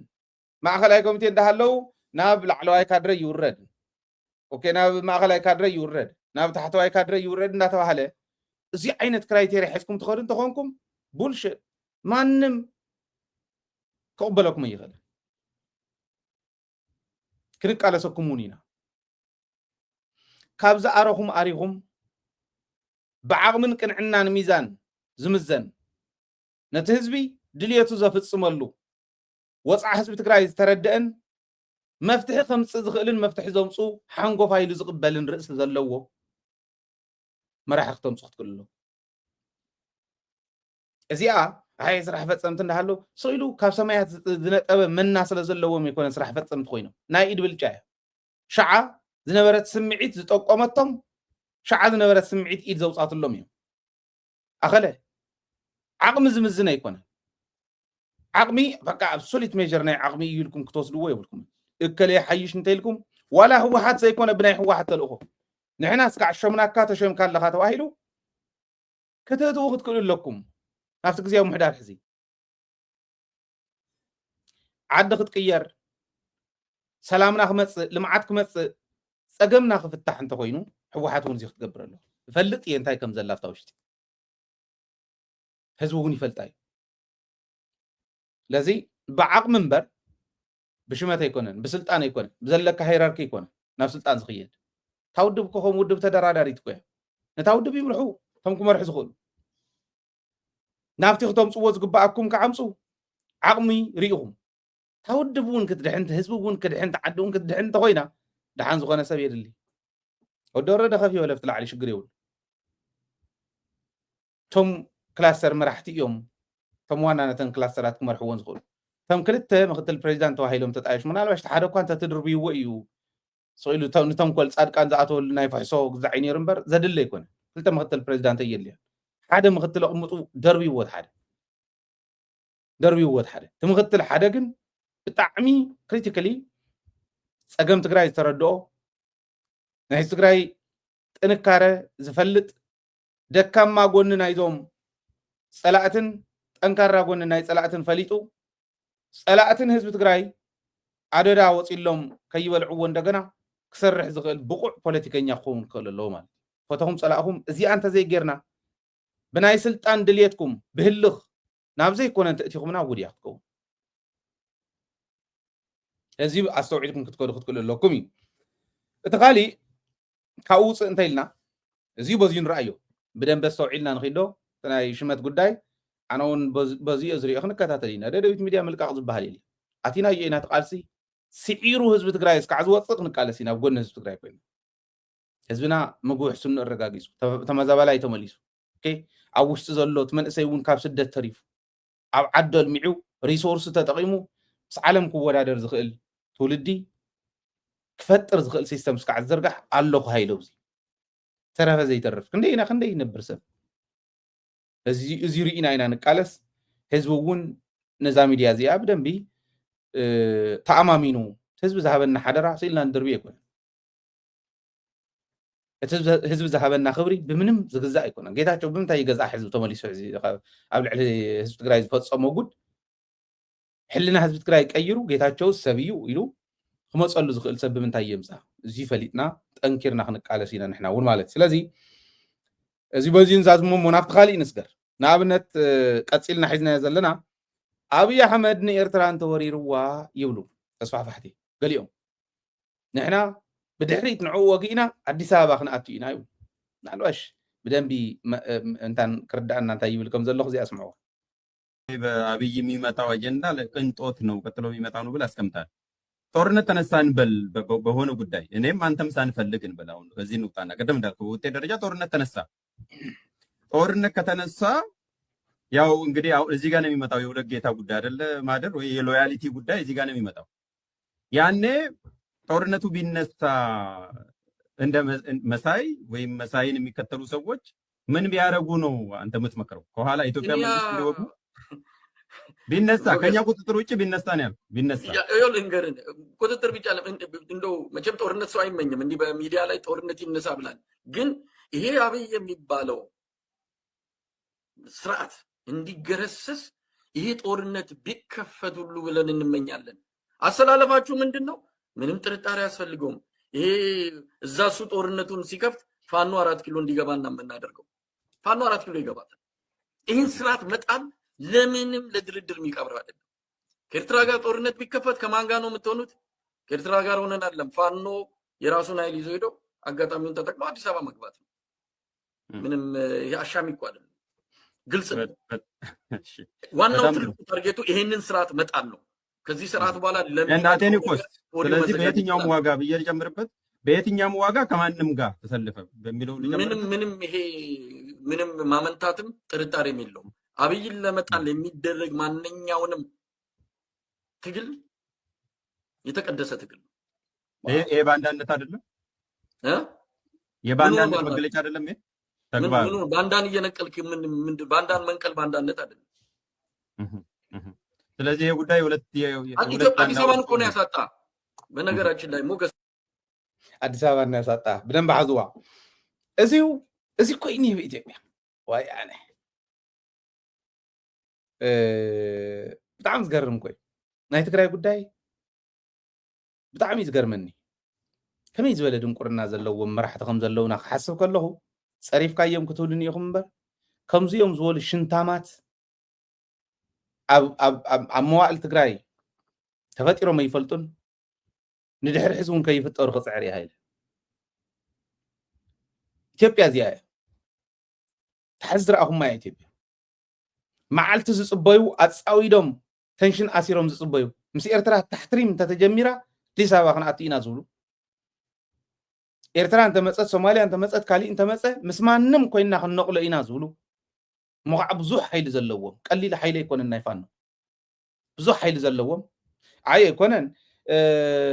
ኢትዮጵያ ኣምሓራ ከምዚ ኢሉ ክኣቱ ከሎ ኦሮሞስ ኢሉ ክፅበዮ እዩ ከዓ ዘይትብልዎ ኣይብሎን ነኒ ባዕሉ ዝባልዕ ኮይኑ ሱ ኢሎ ይፅበዮ ሓይሊ ናይ ኦሮሞ እንተሎ ምልሻ መትረየስ ይዕጠቕ ዝብልዎ ዘለው ነዚኦም እውን እዩ ኣዲስ ኣበባ ነው የነጠቀን ኢሉ ኣዲስ ኣበባ ከምልሱ እዮም ዝኸዱ ኣዲስ ኣበባ ማእከላይ መንግስቲ ክቆፃፀሩ ስለ ኣዲስ ኣበባ ከዓ ብመተል እንዲዮም ኮይዶሞ ኣዲስ ኣበባ እኮ ኣብ ብላክ ኣውት እያ ዘላ እኮ እየ ክብላ ኣነ 360 ዲግሪ የሸገር ከተማ ዝበሃላ ከቢበና እየን ናልባሽ ንኣዲስ ኣበባ ንዘይትፈልጥዋ ነቲ ማሕበረሰብና ኣብ ሙሉእ እዚኣ ኢትዮጵያ እንተኮይና ሲ ኣብዚኣ እያ ዘላታ ኣዲስ ኣበባ እዚኣ ኣዲስ ኣበባ እንተኮይና ብሙልኣ ዙርያ እዚኣ ሸገር ከተማ ዝበሃላ ኣብ ትሕቲ ኦሮሚያ ዝመሓደራ ኦሮሚያ ኣሚን ኣዲስ ኣበባ ራስ ገዝ ስለ ዝኾነት ባዕላት መሓደር ስለ ዝኾነት ካብ ኦሮሚያ ወፃእ ስለ ዝኾነት ማለት እየ ዙርያ የሸገር ከተማ ኢሎም 360 ዲግሪ ከቢቦምላ ናይ ኦሮሚያ መርሒነት ሕዚ ክትሰፍሕ ይትኽእልን ካብ ኦሮሚያ ቁፅፅር እውን ወፃእ ኣይኮነትን ከበባ ተኸበበት እያ ከበባ ልክዕ ከቢብካ ከም ትጭፍጭፎ ዓይነት ሜዳ ከምኣ ተኸበበት እያ ማለት ከምዚኣ ገይሮም ሒዞማ ፈልከት ምባል የለን ሕዚ ማለት ተፈተወ ተፀለ ሕዚ ኣዲስ ኣበባ እዮም ነጢቆምና ባንዳ ኢና ንነቅል ዘለና እሞ ምስ ዝኾነ ይኹን ሓይሊ ኮይና كنودو قوينا زبل حيلي زلو مساي سلستزاروا يكون فانو حي تو دليتو نسي 4 كيلو نقطر علن كوي زبل بلانتلي بقى بقلصي 4 كيلو سكن قطاطرينا بيت منغسي زبل اورومو عقالي انتلو مليشا متريس يعطقل الله هاي يقبركم زلو رايو زياده ايتيبيا نزي ادو خفيل كاتصبيا نزي ادو خفيل كاتصبيا مريتك اهجيركا تنأسه بحد معلتي انت قونا وردات زي كونه طابيا ناب طابيا اندالكا قصنا لك كوخت كود تخيل دحان نريو لنا نردد لنا اندالك كتكوسلنا دي اي غبران اوزيو كوم اندحر غيرنا اوكي نتغراي زدال زلم ممصي خورنا الى زحسب سبلو كينات كخفت يلو جيتاچو ونكو زير عاده سبي نبر هذا زي تخفت مرص انت ايز بحال غبا انت غيركم كينات كخفت يلنا نمتاي زي تخفت سراويت تግራይ ሕግን ተኽቢሩ ኩናት ክኽፈት ኢሎምና ታይዳ ዘይ ተኸፍተ ኩናት ክኽፈት ይትረፍ ሞ ኩናት ባትሪፉ ናይ ሻዕብያ ምስ ኤርትራ ክግበር ዝነበረ ኩናት እኮ አበርዒንዎ እኮ ውሳነ ሰራዊት ትግራይ ዘይ ትርዱን አበርዒንዎ ጠጠው እኮ ቢልዎ እንተሓሰብኩሞ ብድሕሪት ካልኦት ሓይልታት ሒዙ ጋምቤሎም ቤንሻንጉሎም ኦሮሚያ ናይ ሶማሊያ ናይ ኦጋዴን ናጽነት ግንባር ናይ ዓፋር ናይ ሒዙ ብቅድሚኡ ናይ አምሓራ ፋኖ ሓሊፉ ንትግራይ ወሪሩ ሞ ንትግራይ ወሪሩ ናብ ኤርትራ ከም ዝኸይድ እንዳፈለጡ ኤርትራውያን እውን ዝኸይብሉ ወሪሮምና እዮም ትክክል እዩ እዚዩ ኣብ ሕጊ ዓለም እውን ክንፋረደሉ አይ ሕጊ ኣባይ ሓይሽ እንተኢሎም እውን ብሕጊ ኣባይ እውን ክንፋረደሉ ዘለና ኢለ ዝኣምን ኣነ ግን እንተናእሰ ኤርትራ እያ ተቐርበና ኣነ ፎተና ፀላእና ሓደ ሰባት ይርኦም እያ ሃይለ ከምዚ ስለ ዝበለስ ተዓምር እያ ኮይኑስ ንሳሕ ሒዞም መንጠልጢሎም ከም ከልቢ ዓፅሚ ከም ዝቐርቀረ ዝኸዱ ምንታይ ዘረባ ኣለዎ ምስ ኤርትራዊ ክዘራረብ ከለኹ ኣነ እኮ ብትግርኛ እያ ክዘራረብ እንተናእሰ ከዘራርበኒ ዝኽእል ሽማግለ ብዓደባ ብሕጊ ዓደባ እንተኮይኑ እኮ ነፀላውን ዚፉ ዝመፅእ ከምተቦይ ነፀላውን ዚፉ ዝመፅእ ኣቦ ዘለዎ እኮ እዩ ከም ታደይ ተቆነነት ዙርያ ዝተኸደነት ጥልፋ ዝተኸደነት ኮሪዓ ትመፅእ ደኮ እያ ዘላቶ ምንም ጥርጥር የብሉን ጨፍጭፎምና እዮም ትክክል እዩ ጀኖሳይድ ፈፂሞምና እዮም ትክክል እዩ ታዘውረድዋ ባንዴራ በላዒት ሰብ ምዃና ፈሊጦም ምኒልካዊት ኣተሓሳስባ ብድሕሪኣ ዝሓዘት እዚኣ ተቃሊሶም ስሕወሓት ኮይኖም ተቃሊሶም ዘውረድዋ ባንዴራ እንደገና ክሰቕሉ መፅኦም ኣብ ልዕሊና ጨፍጫፎ ኣብፂሖም እዮም ይፍረድሉ ይኽሕስዎ ነቲ ህዝቢ ከመይ ንረዳድኣሉ ንዘራረብ መንዲ ክዘራረብ ንሕና ኮይና ንዘራረብ ሰላም ግን ይዘድልየና ኩሉ ግዜ ምሕርያ ህዝቢ ትግራይ ሰላም ስለ ዝኾነ ሰላም ግን ይዘድልየና ንሕና ፃሕተርቲ ስለ ዘይኮንና ፃሕተርቲ ስለ ዘይኮንና ካብኡ ላዕሊ ግን ተኸቢብና ኢና ኒና ከምቲ ዝብለኩም ዘለኹ እንደገና ብሰሜን እውን ንከበብ ዶ ደስ ንፍታሕ እዩ ንሱ ለባም መራሕ እንተዝመፅእ እኮ ኤርትራን ትግራይን ክሕወሳ እዩ ነይሩ ድንቁርና እንተዘይኮይኑ ተተሓዊስና ንረዳዳእ ብትግርኛ ዝመርሑና ብትግርኛ ኦኬ ብሄረሰባትና እውን ኣብ ኩለን ዘለዋ ተኸቢረን ዝነበራ ተኸቢረን መስዋዕት እንዳኸፈላ ዝመፃ ነዛ ዓዲ እንታይ ሞ እዩ ከፈላለየ ካለ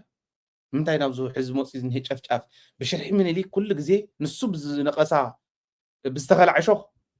እንዳተወጋእና እንዳተነቐስና ንነብር እዚ ድንቁርና እዩ ለባም እንተመፂኡ ክሕውሶ ዝኽእል እዩ ብሂወት እናሃለና ክንሪኦ ዲና ምናልባሽ ደቅና ድዮም ክርእይዎ ዳሕራይ ብኸይዲ ንሪኦ ይኸውን ማለት ስለዚ እሱ እዩ ከመይ ገይሮም እዮም መፅኦም ክወቅዑና ዳ እሞ ኮኒ ሕዚ ዝብሎ ዘሎ ከመይ ገሪ ኣብዪ ኣሕመድ መፂኡ ክወቅዓካ ወዲ ወረደ መፂኡ ኣሎ ወረቐቱ ሒዙ መፂኡ ኣሎ ኦኬ ይኸይድ ተግብር እንተን 5 ግዜያዊ ምሕዳር ተዋህቦ ምስ መን ኮይኑ ሳና ኮይኑ ደገን ውሽጥን ዘሎ ትግራዋይ ተሓባቢሩ እምብለይ እንታይ ኢልኸ ይረኽባ እዚ ዝኸውን ግን ንብላዕ ኣለና ንመውት ኣለና መሬትና ተወሪሩስ ኦፖርቹኒቲ እንዳሃሎ ምስ ማንም ኮይንና መሬትና ክነምልስ ኢና ምባልና ንሕና ከም ነውሪ ዝቁፀር ንምንታይ ምስ ማንም ሰይፅ ኣነ ሃይለ ኣፍታ ፖዚሽን ንሳ እንተዝቕመጥ ዝተባህለ እንተተባህለ ንዲፕሎማሲ ዝኮነ መንገዲ ከም ዘሎ ኮይኑ መሬት ትግራይ ምምላስ ግን ሳጥናኤል መፅኡ ኦኬ ኣነ ሎሙስ ለቢመ እሞ ክሕግዘኩም እንተዝብል ና حجزنا مريتنا خلنا من لساتنا إلون تزغون سبي ترف نحنا ون كومينا نبل جين زي أتم معلب اللو ومديو كم يقول اللو فانو غمزي بالسلازل ليلنا عنن كنول دي ناس بناي بعلنا استراتيجينا خن كيد خالي زرباي ناتو تمالي تسعة حموشتا يوم تقارو شفتفو ومزول زنور قل عاي زي مسمان نمكن حبيرنا خن كدينا زوزل كن آمنو دينا تزلو هنتات بغيدي فريكوينت زغونا فولو اب ناتغورلو اوكي زي ناتغورلي غيد كتتل ناتغورلي غيد ببغزيو ነገር ግን ኦፖርቹኒቲ ነው ይخنጥቀመል خنቀለለ ናመሬት ዘሎ ስለ ዝኾነ ትማሊ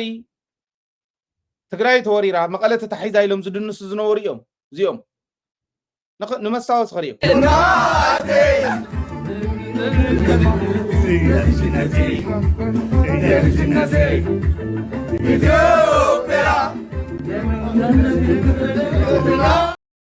እዚኡ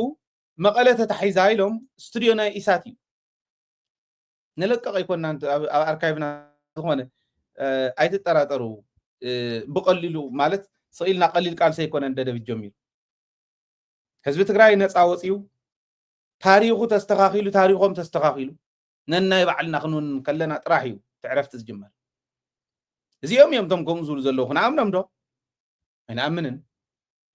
ግን ክንጥቀመሉ ንኽእል ኦፖርቹኒቲ ኣሎ ዶ ትኽክል ኣብዚ ብቕዓት የደሊ ጎታት تنالك هم بقاو يخون زندالك هم خادي يكون فتنة يدلي حزب خان خط كمال سترح يكون تفرع مامو جنرال تفرع مامو مستي بي ال اف يكون مسكالي ونكن نصرح نخلينا ابي احمد من قليل حزب تايلمو تفرع ماموس تقراواي تفرع مامو هم زبل زلو مستي بي ال اف كنصرحينا زبل زلو تقراواي سلو ዝኾነ እዩ ባዕሎም መጽሐፉ ቤተሰበይስ ካብ እንደርታ እዮም መጽዮም ኢሉና እዩ ይብሉ ገለው ተፈራን ጀነራል አርገው ነው ያመጡት እንነጋገር ከተባለ ብዙ እንነጋገራለን ግባና መጽሐፉን አንብበው አመጣልሃለሁ ደግሞ እዚህ በፕሮፋይል ጠብቀኝ ያያቱን ቃል ለመጠበቅ እንዴት እየሰራ እንደሆነ ብትና አድርገን እናመጣለን ራሱ በጻፈው መጽሐፍ ላይ እዚህ ገጽ በገጽ እናነበዋለን እኔ አይደለም ሀብታሙ አያሌው አይደለም ያለው ግጥም አርጎ ጽፎ ቅድማያቶቼ ከንደርታ ናቸው ብሎ ነው የጻፈው ጀነራል ተፈራ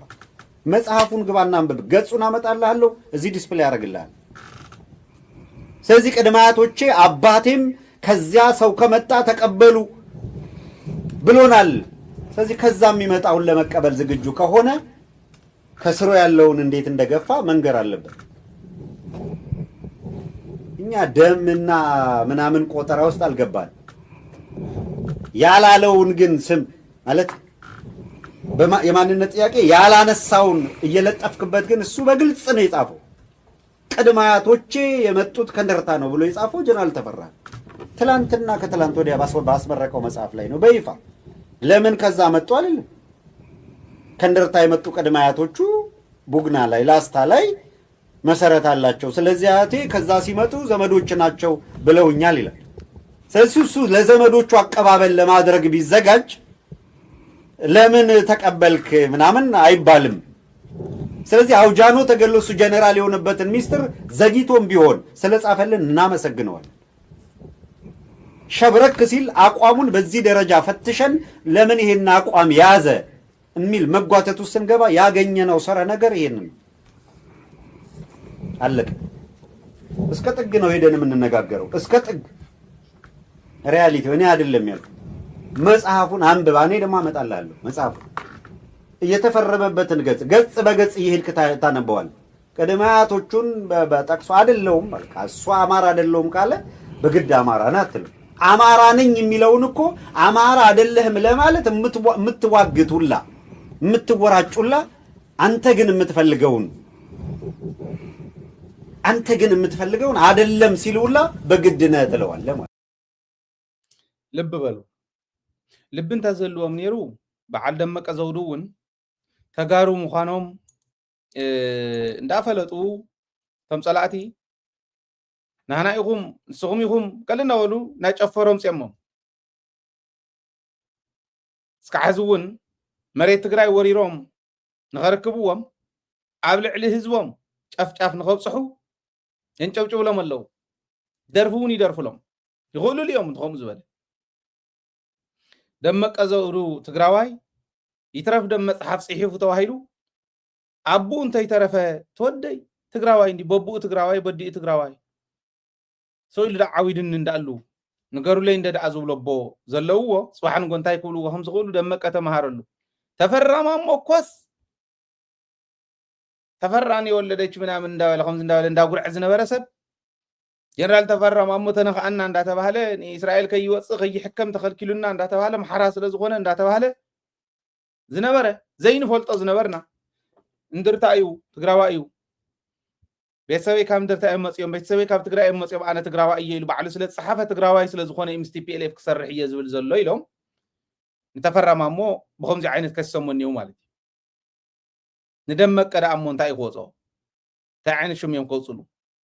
ኣይለቅዎን ባህል እያ ብስሩ ይሰድዎን ብርግፀኝነት ኣብ ዝኾነ ግዜ ከጥፍእዎ እዮም ባዕሎም ኣነስ እኳ እንተዝተሓዝቢ ኢድ እሞ እቲ ዝተበደለ ህዝቢ ብደንቢ ገይሩ ዋግኡ እንተዝኸፍሎ እንዲ ኢለ ዝሓስብ ግን ባዕሎም ከጥፍእዎ እዮም ምክንያቱ ኣምሓራ እንዳበልና እስካዕ ሎም ሒዝና የፀናሕና ኣምሓራ እየ ዝብል ዝነበረ ሰብኣይ እውን እሞ ከዓ ኣምሓራ ተነኽኣኒ ኢሉ ዝቃለስ ዘሎ ዘርኢ ቆፂሮም ትግራዋይ እዩ እንታይ ኢሎሞ ندمك أنت أيم كلوه تعمي قرمن دمك ودي مخانو نجرا كله كان أنت تيجي كاني دفلتا ولا حجتهن بحال نخد فرها فوق نودي أنت دي المعدو أنت دي الفؤادو أنت حتى دي أخيدو دي أنت حسيت دي أخيدو هم مخلونين على يكون مهرف على يركب بعين يزورني دل بربرخوكو بمخركو لا أنت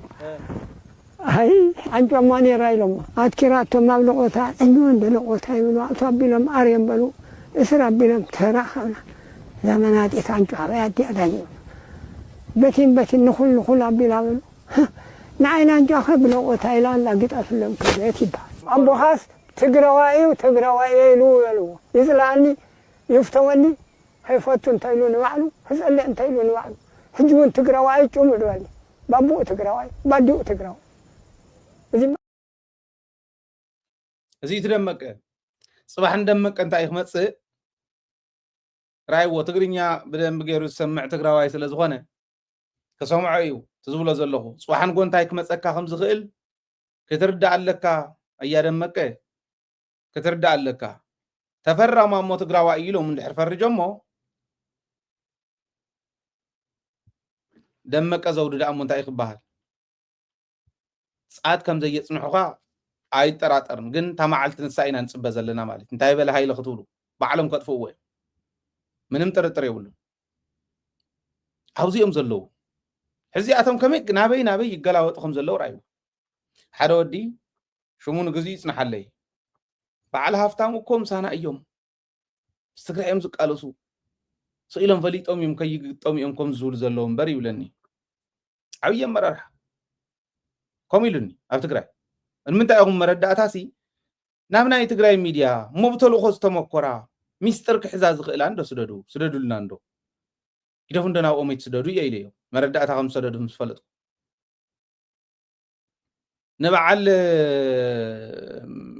ሓደ ናይ ኤርትራ ዩቱበራት እውን ይህዎም ነይሮም ስኢሎም መርገፂኦም ዘይፍለጥ ሸልታሕታሕ እንዳበሉ ዝውዕሉ ይህዎም ነይሮም ኒቴ360 እውን ከምኡ ሕዚ ተጋሩ ትግራዋይ እዩ ይብሉ ወለው ትግራዋይ ተፈርጁ ናይ ኣምሓራ ጀነራል ማለት ጽቡቕ ትግራዋይ ተቆሆም እንድሕር ኢሎም ብዙሓት እዩ ተኣብን ትበሃል እውን ዳርጋ ተጋሪኦም ኣፋሪቖማ ኦኬ ተዋለደ ተዛመደ ከም ምዃኑ እቲ ህዝቢ እንዲ ዘርኢ ከምኡ ኢሎም ክብትንዎ ይኽእሉን እንተኾነ ንሓድነት መሰበኹ ተዘይ ኣለ ግን ከምዚ ገይሮም ምኻዶም ንበዓል ደመቀ ዘውዲ ዓብዪ ትምህርቲ ክኸውን ይኽእል እዩ ዝብል እምነት ኣለኒ ካሊእ ኣብዪ ኣሕመድ ዲፕሎማሲኡ ከዓ እንተሪኢናዮ ናወደቀ ይኸደ ኣሎ ሕዚ ነቲ ናይ ጅቡቲ ተወላዲ መሓሙድ ዓሊ የሱፍ ዝበሃል ኮሚሽነር ናይ ሕብረት ኣፍሪቃ በቃ እርኽርኽ ይብሎ ኣሎ ንዕኡ ከዓ ከምዞም ንሙሳፋኪ ዝብሎ ዝነበረ ብመንኮራኩዕቱ እንዳኣተወ ዝሽጎጥ ዝነበረ ከም ኣኸዓ ይብለሉ ሕዚ ነብዚ ናይ ጅቡቲ ማለት እንታይ ጅቡቲ ልዕሊ 2.5 ኢሎም ሕዚ 1.5 ዝፈልጥ ነይራ ልዕሊ 2.5 ቢልዮን ዶላር በፅሒ ብዓመት ካብ ኢትዮጵያ ትረኽቦ ብ100 እኳ እንተባዚሕናዮስ ዝገርም እዩ ዳርጋ ናብ ሲሶ ናይ ኢትዮጵያ ባጀት ማለት እዩ ዓመታዊ ባጀት ናይ ኢትዮጵያ ሲሶ ዳርጋ ዝኸውን እዩ እያ ኢትዮጵያ ንጅቡቲ ትህብ እዚ ክተርፋ ኣይትደልን ንኤርትራ ክትወራ እውን ኣይትደልን ተወሪራታ ዓሰብ ከይትሕዝ ንሶማልያ ክትከድ እውን ኣይትደልን ተኸይዳ ካሊእ ወደብ ከይትረክብ ጅቡቲ ከይትኸስር ጅቡቲ ወዲ ጅቡቲ ናብኡ ክመፅእ ክገብሩ ከለው ምክንያት ኣለዎ ንእሽተይ ዓዲ እያ ንኢትዮጵያ ክትሕዘሉ ትኽእል መንገዲ ከምዚ ዝበለ ስለ ዝኾነ ማለት ስለዚ ፍርሒ ኣለዎ ኩናት ትሕድሕድ ሓደ ፍርሒ እዩ እቲ ስልጣን ከይንጠቕ ክነኣቱ ኢና መፈንቅለ መንግስቲ ክንገብር ኢና ዝብሉ ወታደራት ዘለውዎ ከምዚ ሕዚ ዝሰማዕኹሞ ኣቲና ምስ ማንም ሰሪሕና ክንፍንቅሎ ኢና ዝብሉ ዘለውዎ ስለ ዝኾነ ስጋኣት ኣለዎ ዋላ እውን ሓሚሙ ከም ዝቐነየ እውን መረዳእታ ኣለኒ ኣብ ከምዚ ዓይነት ውድቀት ዘላ ዓዲ ዝመርሕ ዘሎ ወዲ ኣብ ልዕሊ ውድቀት ንክውሰኽ ናይ ትግራይ ጉዳይ ኣብ ሓዊ ነዳድ እንዳወሰኸ ይኸድ ኣሎ ናይ ትግራይ ጉዳይ ተኣልዩ ሓጉዝ ንድሓን ኣነ ተጋጊ ነይረ ክንዲ ምባል ናብ ከምዚ ይኸድ ከም ዘሎ ትርእይዎ ማለት ስለዚ ስታት ክንጥቀመሉ እዩ ዘለና ክብል ደልየ ኣብ መወዳእታ ንመበል 18 ግዜ መፈንቅለ መንግስቲ ዝተገበረሉ መራሒ ናይ ቡርኪና ፋሶ መንእሰይ እዩ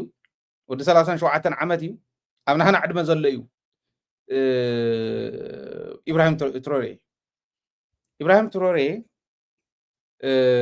ቶማስ ሰንካራ ዝበሃል ብጣዕሚ ፍሉጥ መራሒ ናይ ተዓዲ ካብ መግዛእቲ ከውፃእ ካብ ናይ ረድኤት ዲፐንደንስ ከውፃእ ነተዓዲ ፅዒሩ ብተግባር እውን ዘርአየ ሰብ እዩ ነይሩ ጅግና መራሒ ተባሂሉ ቶማስ ሰንካራ ብዙሕ መፅሓፍቲ እውን ክትረኽብዎ ትኽእሉ ኢኹም ብጣዕሚ ፍሉጥ መራሒ ኣፍሪካ እዩ ግን ኣጥፍዮሞ ኣብ ሓፂር ግዜ መጥፍዮሞ ተዝገርም እዚ ወዲ እዚዩ ትሕዚ ዝመርሕ ዘሎ ቶማስ ሰንካራ ክመውት ከሎ መዓልቲ ክቅተል ከሎ መዓልቲ ተወሊዱ ዝገርም ኮኢንሲደንስ እዩ ድሕሪ 30 ገለን ዓመት ናብ ስልጣን መፅዩ መበል 18 ግዜ ፈተነ ቅትለት ገይሮም ሕዘብ ዝሎም ቅነ 113 ሰባት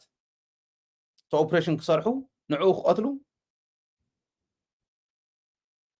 እናሸርሑ ተረኺቦም ብጣዕሚ ዝገርም ብቕዓት ዘለዎ መራሒ ምዃኑ ኣብ ሕድሕድ ቦታ ብቕዓት ዘለዎም ሰባት ምቕማጥ እዩ እንታይ እዩ ዲፈረንስ መሲሉኩም ኣብ ትግራይ እውን ንሪኦ ትፀገም ብቕዓት ዘለዎ መራሒ እንተኮይኑ ብትሕቲኡ ዘቕምጦም ኣብ ሕድሕድ ሴክተር ዘቕምጦም ብቕዓት ዘለዎም እዮም ቻለንጅ ይፈርሕን ሕቶ ይፈርሕን ብዓቕሙ እውን ዓቕሙ ተኣማሚኑ ዝኸድ ሰብ ስለ ዝኾነ ብሉፅ ሰብ ብቁዕ ሰብ ናብ ጥቃይ እንተመፂስ ስልጣነይ ክሕድገኒ ይብል ትንቃሓት እንተሃሊ ሓደ ዝበለፅ እንተመፂኡ ነቲ ዓዲ ብዝበለፀ ከሳግራ እዩ ፀገም የለን ሓቢረ እንዳለ ዝሳገር ንዓይ እውን ንህዝበይ እውን እዩ ኢሉ ዝሓስብ ርእሲ ዘለዎ እዩ ዝኸውን ዝሓስብ ሰብ እንተኮይኑ ካልኣይ ዓቕሚ እንተሃሊዎ ቻለንጅ ተገባቢርና እንመርሕ ዓዲ ብደንቢ ተማጉትና እነምፆ መፍትሒ ነቲ ዓዲ መፍትሒ ክኾን ኢሉ ስለ ዝኣምን ኣይፈርሕን ናህና ፀገም እንታይ ኣብ ላዕሊ ሓደ ዕትሮ ይቕመጥ ዕትሮታት ብትሕቲኡ ይገብር ዕትሮታት ብትሕቲኦም ይገብሩ ገንኢ ጋውጋው እናበለ ገሊኡ ይስበር ይወድቕ ኣብ ልዕሊ ህዝቢ ይወድቕ ህዝቢ የድሚ ምንም ማይ የብሎም ካሊእ የብሎም ምንም ዝሕዝ ነገር ዘይብሉ ገንኢ ዕትሮታት ኣብ ላዕሊ ከፍዩ ዝበለፀ ሰብ ክመፅእ ከሎ ይኽርክምዎ ወይ ገንዘብ ከፊሎም ካራክተር አሳሲኔሽን ይፍፅሙ ማለት የበላሽውዎ ሽሙ ብክስ ኣቢሎም ውይ ከምዚ ዲ ዝወዲ ተባሂሉ ካብ ህዝቢ ንክገልል ንክርሕቕ ህዝቢ ንክፀልኦ ይገብርዎ ድሓን ዝኾነ ሰብ እንተመፅዩ ናይ ትግራይ ታሪክ ራእዩ ሽሙ የጥፍዎ ይብክስዎ ድሕሪ እቲ ዓዲ ብመዓት ዕትሮታት እናተመርሐት ትኽእል ማንም ተራ ዝፃወተላ ይኹን ጌታቸው ረዳ ናብ ስልጣን መምፁ ካብ በዓል ዘመነ መለስ كبعل سيوم مسفن بعل باي صحيه بعل بوي سبحات بعل كالي وريد كات بوليتيكا خاو وديقو دب نمريتو مان مهرت بزي ولو دوخ اخو اخبل كلهم بوليتيكا تግራይ حجينا رينا نزودي كمو غيرملو 18 ግዜ ፈተና ቅለት ተገይሩሉ ግን ኣይፈርሐን ኣይሰገን ሲስተም ይዘርጊሑ ከምኡ ዓይነት ነገር ዘይፍጸመሉ ሊያቡ ሸራሕቲ ዝተሓዘሉ መን ይሰርሖ ዘሎ ትኾም ዝበለ ፈተና ቅለት ናይ ውሽጥን ናይ ደገን ጸላእቲ ስልጣን ዝደልዩ ናይ ውሽጢ እቲ ዓዲ ክትበሳበስ ትዝወስድዎ ዝነበሩ ማዕድን ክወስዱ ዝደልዩ ናይ ደገ እዚኦም እዮም ከምኡ ዝገብርዎ ዘለዉ ልብ በል ፈረንሳይ 3% ጥራሕ ያትባን ኢራን ቡርኪና ፋሶ 97% ናይ ማዕድን እቶወስድ ነራ ፈረንሳይ ተወስዶ ነራ ግሕጥ ኣቢሎ ባሪርዎም ናይ ተዓዲ ኢንቨስተራት ንኻእትዎ ገይርዎም ድሓር ፈረንሳይ ታይላ ኩሉ ጎዮም ምዕራባውያን ኣኪባ ወልሓግዙን ኢላ ተላ ኣሜሪካ ተፈራርሕ ሞኪራ ንናይጀርያ ሰዲዶምሎም ኖ ክትሕዝኖ ይትኽእሉን ናይጀርያ መፀት ካሊእ መፀት ንዕሞ ካሜን ትራይም ኢልዎ ንዕሞ መኩርኒ ኩነታትና ጠንከረ ምስከደ ኮንፌደሬሽን ፈጢሩ ምስ ማሊ ምስ ኒጀር ሓቢረን ቡርኪና ፋሶ ኮንፌደሬሽን ፈጢረን ሳሕል ስቴትስ ኮይነን ኣፍሪካ ሕብረት ኣባሪርናኩም ኢሎሞም ፍንድቅ ክትብሉ ትኽእሉ ኢኹም ኣቢሮኹም ተምፁልና ለውጢ ግን የለን ንሕና እኹላት ኢና ኢሎም መወዳእቱ ፈረንሳይ እንታይ ኢላቶ በልሞ ድሓን ንሕና ተረዲእና ኣለና ፖለቲካኹም ምዕራዩ ፅቡቕ ተሓጒስና ኣለና ግን ሰራዊት ክእቱ ንክልተ ኣው ረኽብና ክልተ ኣው ረኽቢ ክጥንክር ምሕዝነትና ረኽብና ክጥንክርስ ኣብ ዓድኻ ሰራዊት ከቕምጥ ቤዝ ሃበኒ ኢላቶ ፈረንሳይ ሰብኣይ እንታይ መሊሱላ ቆልዓ እዩ ገና ይመንእሰይ እዩ እንታይ መሊሱ ኣሜሪካ ጀርመን ኢንግላንድ محازوت كان دين بعد البرازيل አላይስ እንዴት ናይ ፈረንሳይ እወ ስለዚ ምሕዝነትኩም ክትጠናኽሩ ግን ቤዝ ሃውነ ይበልካዮም ነው ኦሜ ገበርካ ንምንታይና ቡርኪና ፋሶ ኢልዎ ታይለካ ንሕና እኹላት ኢና ምሕዝነትና እውን ክንገብር ንኽእል ኢና ወታደር ስለዚ መጽ ኣይኮነን ምሕዝነት ዝግበርሞ ኣየድልን ኢሉ መሊስዎ ፈረንሳይ ተኸፍሎም ካልኦት ዝኸፍልዎም መፈንቅለ መንግስቲ ክገብሩ ዝምክሩ ብዙሓት እዮም ልክዕ ከም ትሕዝ ዝገብርዎ ዘለዉ ቶማስ ሳንካራ ብምኽትሉ እዮም ኣቕትሎም ትምኽትሉ ንዕኡ ኣጥፊኡ ፕሬዚዳንት ኮይኑ እስካዕ ድሓር መሪሕዎ ብመፈንቅለ መንግስቲ ተደርቢዩ ብቕዓት ዘለዎ ሰብ ክመጽእ ከሎ ግን ህዝቢ ከመይ ይድግፍ ቡርኪና ፋሶ ራእዩ ኣነ ሓደ ቪድዮታት እናርኣኹ ከባቢ ዘፅርያ ህንፃታት ዘፅርያ ደቂ ኣንስትዮ እንዳፅርያስ ናቱ ስእሊ ዘለዎ ገዛ ነይሩ ኣብቱ ምእተዊ ቢልቦርድ ነገር ናይ ኢብራሂም ትሮሬ ስእሊ ዘለዎ ማለት እዩ እናወልወለቶ ብመወልወልስ ኖ ኢሉት መንእሰይ ኣልቀ ቀቢሉ ክዳን ኣውፅኡ ነታ ስእሊ ናይ ኢብራሂም ትሮሬ ክዳን ኣውፅኡ ይውልውላ ማለት ክዳን ኣውፅኡ ስለ ዝወልውሎ ተኣምርየ ይኮነን ዝብል ዘሎ ሪስፔክት ግን ራእዩ በቃ ዝኾነት ህዝቢ ክንደየናይ ዝኣክል የኽብሮ ከም ዘሎ ኣብ ዩኒቨርሲታት ከይዱ ገና ማለት መንእሰይ እዩ